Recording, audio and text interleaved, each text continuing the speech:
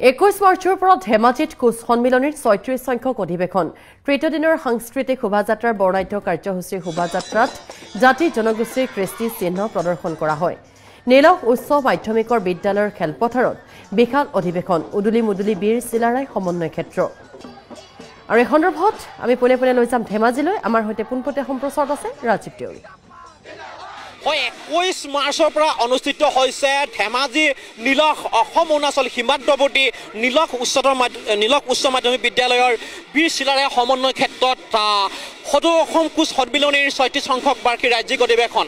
আৰু সেই অধিৱেশনৰ আজি দেখা গৈছে সাংস্কৃতিক বৃহৎ শোভাযাত্ৰা। সাংস্কৃতিক বৃহৎ শোভাযাত্ৰা উপলক্ষে যি গায়ন বায়নৰ পৰা আদি কৰি বিভিন্ন দল সংগঠনে ইতিমধ্যে দেখা গৈছে তেখেতলোকৰ মাজত এক উদুলি মুদুলি পৰিৱেশ। আমি শোভাযাত্ৰাৰ দৃশ্য দেখুৱাইছোঁ।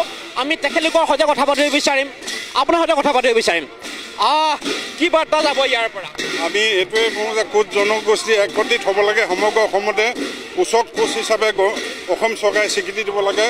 পূৰ্বতে 2011 চনৰ আগত OBC কোচ হিচাপে আমাক যিহেতু মানে জাতিৰ পৰিচয় পত্ৰ দিছিল, এতিয়া বিসংগতি হৈ আছে 2011 পৰা।